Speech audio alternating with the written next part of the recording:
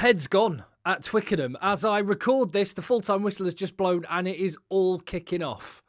These are my thoughts immediately following the match. Please let me know yours. I'm Tim. This is Egg Chasers. And let me just get straight to the result then. Spoiler alert if you're trying to avoid it. 27-23, England get a victory. They're 11th in a row. They go unbeaten in this November series. Argentina almost managed to go unbeaten, but could not quite at the end come up with that final score, a nail-biter that saw them score with a minute left on the clock and then almost managed to go from inside their own 22 to the other end. Scuffle after the game. In fact, let me start there because that's the last thing I watched before I came and hit record on this. Was it a scuffle after the full-time whistle? And so far as I can tell, that was Argentinian players taking exception to the tackle by Tom Curry on Juan Cruz Malia, right? They seem to be, they clearly had a problem on with Tom Curry, who looked like he just had a very confused face and decided to, I'm just going to walk and get myself away from this situation. I don't know what the internet is saying about this, but here's my prediction about what the internet is saying about this. The internet, everyone that's not English, is somehow making that all about Henry Pollock and probably calling him names, saying he's at the middle of it. From the view that I had, I don't know. I'm trying my best to be completely unbiased here. I have a bias because I'm English. I'm trying to, push that to one side and be fair. That looked like Henry Pollock was just defending his teammate in a way that I think we would all like to think we would do if we were in the same situation. Because to my eyes, and I'd have to go back and see it again, the Argentinian players were out of order in going after Tom Curry. There was clearly a little bit of bad feeling as well, because did you notice Felipe Contepomi getting in an argument with some fans in the tunnel? So there's clearly a little bit of bad blood after that one, which is a shame. I'd like to have seen a little bit more class in defeat. I mean, Argentina, I'll give them lots and lots of credit for how they played in that second half. They showed a lot of class there. Lacking a bit of class at the full-time whistle, I would argue. And no, not all of them, just some of them. Julian Montoya, what a brilliant captain. But, I mean, it was like WWE. I wanted more cameras in the tunnel. Let's see that. I'll pay extra subscription for all of that. But I hope it doesn't leave a kind of sour taste in the mouth because, ultimately you have 80 minutes out on the park to win a rugby game. And England were narrowly, but by enough, did enough to win. Argentina had the opportunities to win and didn't take their chances. And rather than focusing on Tom Curry's tackle on Juan Cruz Malia, which I don't know what you felt. Well, clearly the Argentinians were really put out by it. I thought, yeah, fine penalty for late, but it wasn't malicious. I didn't even think it was that bad. Tom Curry was trying to slow down. Juan Cruz Malia had kicked it. He hits him almost immediately, but he can't stop running. And he was running full pelt, tried to pull out, caught him. It's unfortunate that Malia got injured, but it's one of those things. Accidents happen on a rugby field, so I don't know. I'd say rather than focusing on that, maybe they should focus on the fact they didn't win the line out when they kicked for the corner. They had it in their control to win, and I don't want to get sucked into the fight after the match. I'd rather focus on the rugby, which was great. And Argentina, what a fantastic comeback! I mean, it's mad. England looked so composed and in control in the first half, kept Argentina where they wanted them, took relatively few risks. And didn't give Argentina the opportunities with the turnover ball, used the kicking options really well, and only kind of opened up when they had penalty advantage, and that's where they got the crossfield kick pass to Emmanuel Fei-Waboso, put a squeeze on Argentina's set piece, winning scrum penalties. Maul was looking really good. But then old habits for England crept in that second period with the penalty count. This is something from early in Borthwick's reign, and towards the end of Eddie Jones, you'd see England giving up 3, 4, 5 penalties in quick succession, and it happened again, and they got on the wrong side of the referee. They were clearly struggling to understand his interpretation at the breakdown. I was struggling to understand it for both sides. Not talking about saying England were particularly hard done by. I just thought the referee was a bit pedantic, and the players it made for quite a bitty stop-start kind of a game, and there wasn't a lot of flow. But Argentina played with intelligence in that second half, were winning the territorial battle. And actually, there was a really big moment. It was either side of half-time. So England thought they'd scored at the very end of the second half. They had a chance to take 3 points, turn them down, went for the corner, and Luke Cowan-Dickie thought he'd score, but it was chalked off for not being in control as he put the ball down. So that could have been 24 points to 3. And look, it's Argentina. They showed it last week against Scotland. A 21-point lead is not enough against Argentina. But it was effectively a 14-point swing because England, they could have been up by 24 points to 3. And actually what happened is in the start of that second half, Argentina go and score. And it's suddenly 17 points to 10. And it's a 1-score game, not a 3-score game. And I started to get worried.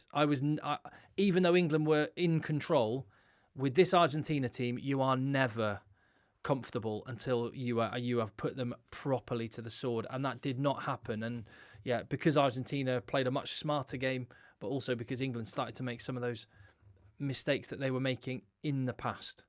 So, let me know your thoughts, please, in the chat down below. I don't know if there's, as I record this right now, there might be like the full-on brawl might be continuing somewhere. I hope not. I hope all the players can have a beer with each other, exchange jerseys and stuff, because there's a lot of that Argentinian team play rugby in England. It's going to make, a lot of them are teammates, in fact. Santi Carreras, Max Ajomo, Ben Spencer, Guy Pepper, Charlie Ewells. They're all teammates together at Bath. So that'll make it quite interesting. So let's go through it then. Argentina, I mean, to be honest, the way the game started with England going out to a 17-0 lead in the first 20 minutes or so, I thought England, we've got this. But actually, I thought England had it before the match had even started because there was no tears during the Argentinian anthem. That's the one thing. The more the Argentinian players cry, the more likely they are to win. But they almost managed to win, and there weren't any tears. But I love that. I love that anthem. I love the fact the crowd sing along to the instrumental part, like it's 2 a.m. and they're in a bar, just like hugging their mates and all, having had a load of beers. And I love it. Their fans are so good, and their stash is just chef's kiss. It is the best stat, and I'm not convinced by that. It looks like Henry Slade is asking Alex Mitchell to marry him in that picture. I'm not 100%. I don't like that kit. I love the Argentina kit. The England change kit, not so much. So there we go. 4 minutes in, we get the first scrum, and I was looking forward to seeing how does Ashraf Fajor get on. Actually, it was Ellis Genge that gets pinged. But then they sorted that out and actually went to town a little bit on Argentina at scrum time. Although they did cough up a couple of penalties in that first half. But there was a couple of line-outs not straight for Argentina because England were competing really hard there. There was a lovely attack and the drop goal from George Ford. Who else? George Ford and drop goals, name a more iconic duo. Then a try for Max Ajomo. They had a scrum penalty in their back pocket. And also... scrum penalty in their back pocket, and England had scrummed them so hard that even when the ball came back from George Ford to Max Ajomo across the scrum behind it, the Argentinian players were still on the floor, so no one put any pressure on Max Ajomo, who had the time to do the kick pass to Emmanuel Faye-Waboso. The try for Ajomo was just from a high kick, wasn't it? England were on the edge of their own 22, kicked it to about halfway. Argentina didn't manage to nab it. Malia tried to tap it back to one of his teammates, but Ajomo was quickest in and in under the post. Then Ajomo turns creator, kick pass to Emmanuel Faye-Waboso. And it was kind of two tries from kicks, which was, well, in one case it was defence turned into attack, and in one case it was a scrum penalty and kind of running down a blind alley and pulling a rabbit out of a hat with that try. Then Argentina had they were always going to get spells of pressure, and they did, but they could not finish it off. Tomas Gazzo with a knock-on when he was close to the line, basically an open goal, rugby version of an open goal. He just catches it and they score. And then he got held up over the line, although that was really good defence from Ashraf Fajor and Luke Cowan-Dickie. But they come away with a penalty, and it's... no. Carreras hits the post, doesn't he? So it would have been 10-3. Instead, Argentina miss. Itoje tidies it up nicely, and then soon England are up the other end, and it's 17-0. Moroni makes a lovely break, and they could have scored again. England's D was really solid. George Ford's face is the only thing that stops an Argentina try after that Moroni break. He could have given the pass a little bit earlier, and they would have been in. So they were riding their luck a little bit. 34 minutes, and Argentina finally say, let's get some points on the board, and Albanor scores. Penalty at the end of the half, and I was thinking, go 17 points up again. Take 3. They go for the corner, and Fair Play scored it, but it was a no try. Yeah, I'm okay with that not being a try. I think Luke Cowan-Dickie was always in contact with the ball, but he didn't have control of the ball. I don't know exactly what the laws are, but I'm fine with it. And then in any case, it was, there was one given the reverse way with Joaquin Oviedo later in the game. So there was a bit where I was thinking at half-time, well, Argentina have been pretty average, but then I was thinking, well, no, England have not allowed Argentina to be anything other than average. England have made themselves really hard to beat. They haven't taken a lot of risks, and they've taken their chances when they had them. But England had to wait in the second half 22 minutes before they got back into Argentina's 22. And Argentina were just dominating the territory and winning the breakdown battle, and they were getting on the right side of the referee, where England was struggling to adjust to the breakdown battle. So yeah, that was kind of the story of the second half. Argentina get back into it, eventually get their try. Picardo scores. There was some missed tackles there.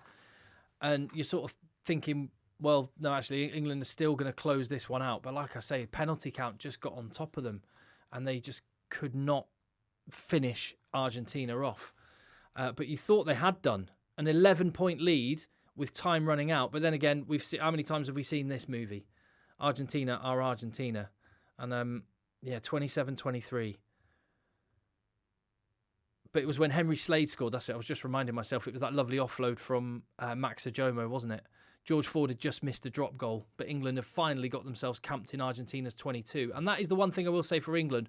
When they got into Argentina's 22, they did score. There was a disallowed try, but basically they got a try or very close to it every single time. And Argentina just wasted their opportunities in that second half.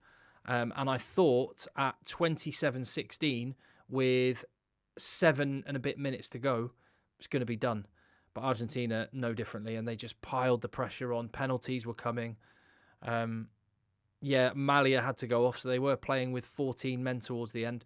Again, my reading of that tackle from Tom Curry, it's just one of those things. Accidents happen, fine, give it a penalty, but it was nothing more than that, and it wasn't malicious. And it just tells you about just how tough Tom Curry is, that he's trying to pull out of a tackle, and he still atomises his opponent. Rugby's a tough game. What can you say? I hope Juan Cruz Malia is all right. But Isco scores, finally. Good try after they spurned some chances. Carreras manages to stick the drop goal over with just enough time to restart. And you're thinking, well, you've got to go 100 metres here. England kick deep. 85, 90 metres. They're not going to do this. 23 phases later, and they're in England's 22. And it's nail-biting, and I know the deal. I would have been the same if I'm not an Englishman. I would have been willing the underdog to get a rare win against England at Twickenham. England have kind of been Argentina's bogey team, and they had a chance. They had a real chance. They gave it a proper crack. Yeah, Argentina will be gutted to have missed out on the win. England will be happy with the result. Not happy with the lack of control in the second half. I thought Elliot Daly he looked rusty, didn't he? He looked really rusty. He looked like a guy that hadn't played since July. He was brilliant for the British and Irish Lions. Did not look great today. Henry Slade and Ajomo did all right. Max Ajomo did some great things going forward. He was the man of the match. George Ford found life tough, but I mean Matera came on in that second half and he just had it was a one-man mission. I'm just gonna run at George Ford all evening long. So clearly it was a tactic from Argentina to put pressure on, and they did it well. I thought Ben Spencer was a little bit slow compared to Alex Mitchell, and you noticed the difference when Mitchell came on. The England pack did all right, but they just, just the breakdown they weren't on the referee's good side. And for Argentina, I thought they were not great in the first half, but then England didn't allow them to be. Yeah, and I thought it was two really well matched teams. I thought it was a good game. I enjoyed it, and it went right down to the end. And I don't even mind the afters afterwards if it's just entertainment. I'm sure as long as they're all shaking hands now and sharing a beer, then that's all good with me. That's just, again, there's holes in my memory because my heart rate's just coming down. But my thoughts immediately following the match, and I'd love to know yours. Please get stuck in the comments down below. Give the video a thumbs up, hit subscribe, and I'll see you on the next video.